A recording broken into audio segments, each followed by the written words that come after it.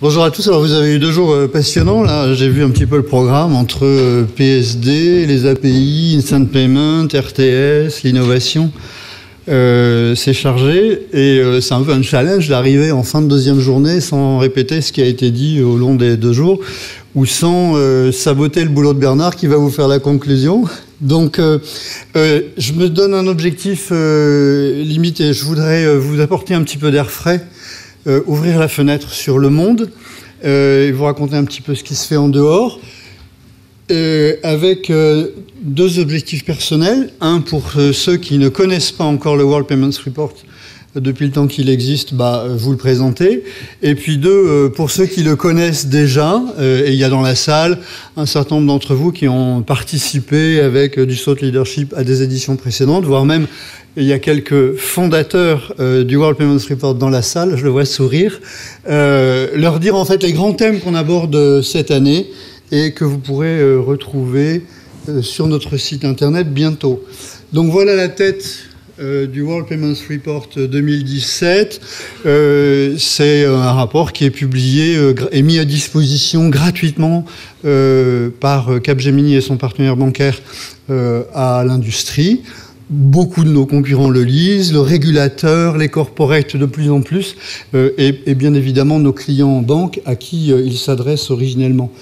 On a commencé avec ABN AMRO, dont vous connaissez les déboires. On travaille maintenant avec grande satisfaction avec BNP Paribas, et du coup ça nous a amené à shifter un petit peu le focus du rapport d'une vision plutôt retail, qui était notre vision originelle, vers une vision plus corporate, et vous verrez que les messages fonctionnent bien. Donc le rapport a trouvé une structure assez comment on va dire, rodée maintenant, avec une revue des marchés historique et puis prévisionnel, un update réglementaire, et vous allez voir que c'est colossal, et puis une 3e partie qui est un point de vue.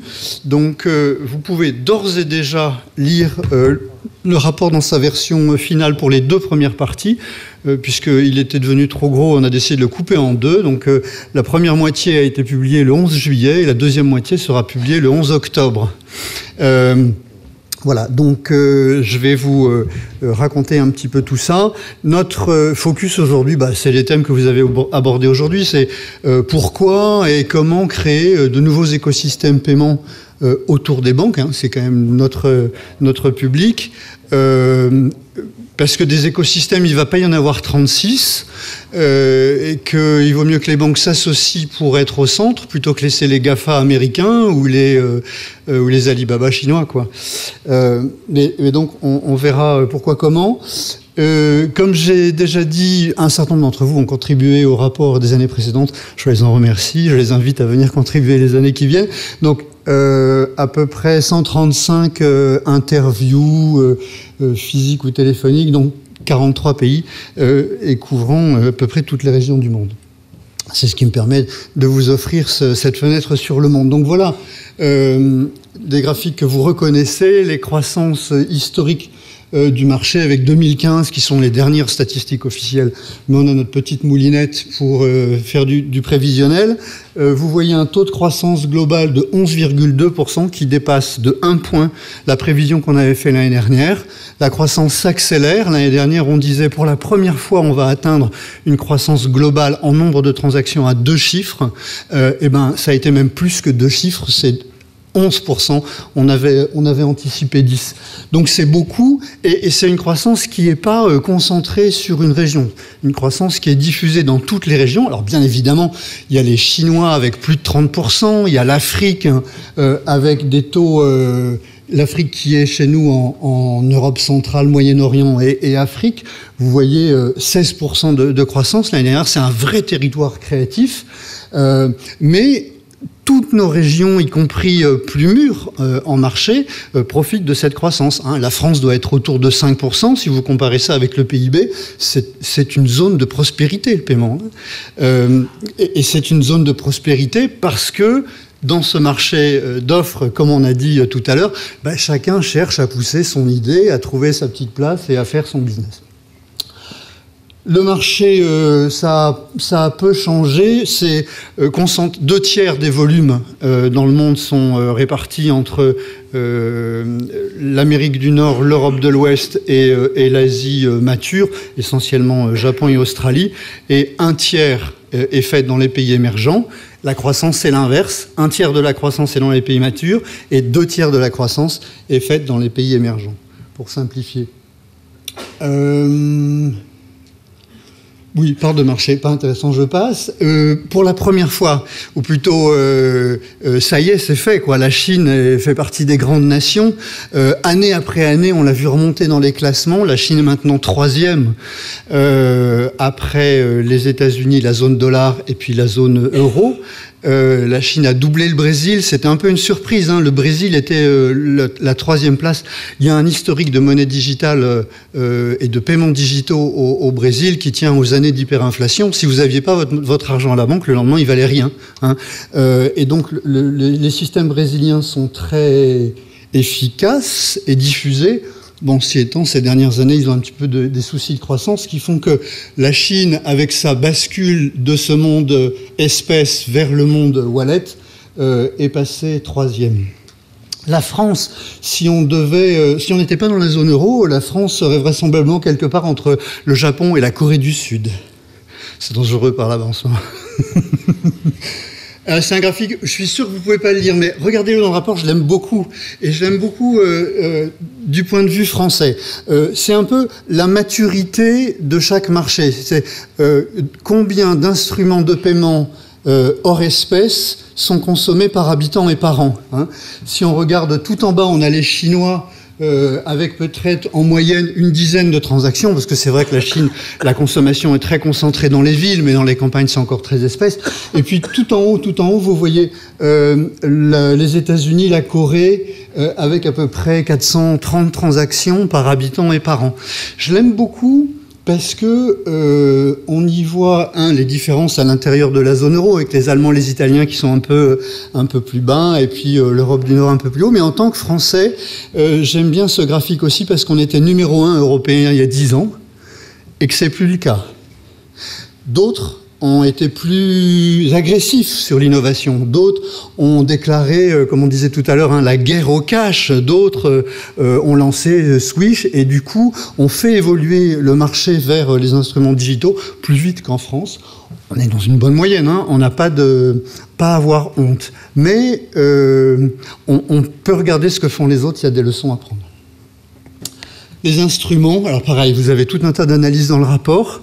Ça fait des années que c'est la même histoire, je ne vous la raconte pas. Le chèque décline gentiment, le prélèvement c'est vraiment un instrument européen, et la carte grignote 1 point de part de marché année après année.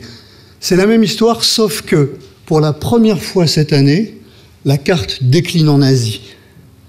Ah, et est-ce que ça ne serait pas les prémices de ce qui pourra se passer dans nos marchés quand Instant Payment va se diffuser, hein.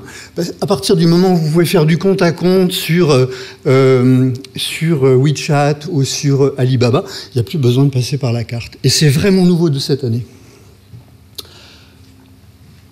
Un marché qui grossit, nécessairement, ça attire beaucoup d'acteurs qui ont envie d'en être, grossir, etc. Le régulateur, il a aussi son intérêt à ce que ce marché grossisse, hein. Tous les paiements que vous faites sous forme digitale ne sont pas faits en espèces, et donc on peut les contrôler et envoyer le fisc pour vous redresser. Donc il y a une somme d'intérêts qui font que c'est un marché hyper régulé, et au-delà de tout ce dont vous avez pu parler aujourd'hui, voici notre recensement année après année. On doit en être à 35 réglementations en cours de mise en place qui ont un impact direct ou indirect sur le business paiement.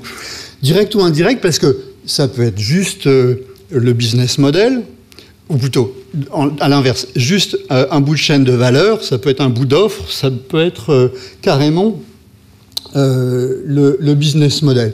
Mais ces réglementations sont impactantes, qu'on divise grosso modo en 2 blocs, sécurité, innovation. C'est comme les 2 fléaux d'une balance. Il s'agit d'être inflexible sur la sécurité, parce que le jour où les consommateurs auront plus confiance, tout s'écroule.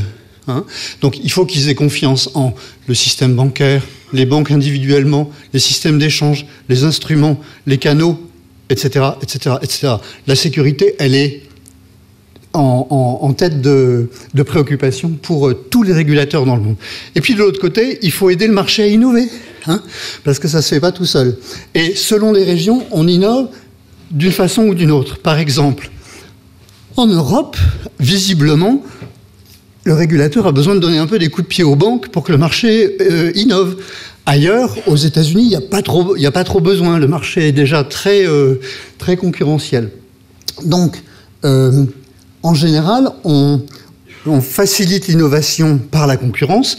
Et pour qu'il y ait concurrence, il faut qu'il y ait de la transparence, c'est-à-dire que le client sache la valeur de la prestation qu'il achète et son prix, hein, la qualité et le prix. Et puis de la standardisation, c'est-à-dire qu'il puisse changer de fournisseur sans que ça lui coûte un œil. Donc tous ces sujets standardisation, transparence, innovation, qui peut être directif dans certaines régions, c'est l'agenda innovation. Donc toujours de la gestion du risque et de l'innovation. Avec une réglementation qui peut être plus ou moins directive ou plus ou moins prescriptive. Et dans les dernières réglementations qu'on voit, tout ce qui est PSD2, tout ce qui est API, c'est vraiment transformer l'industrie. Hein. C'est pas juste pousser une solution de paiement par mobile. C'est changer la place des acteurs, leur rôle et la façon dont ils gèrent ce business. Donc de plus en plus, il faut prendre tout ce bloc réglementaire avec une vision un peu prospective. Que veut vraiment le régulateur et comment est-ce qu'on peut s'inscrire dans son sillon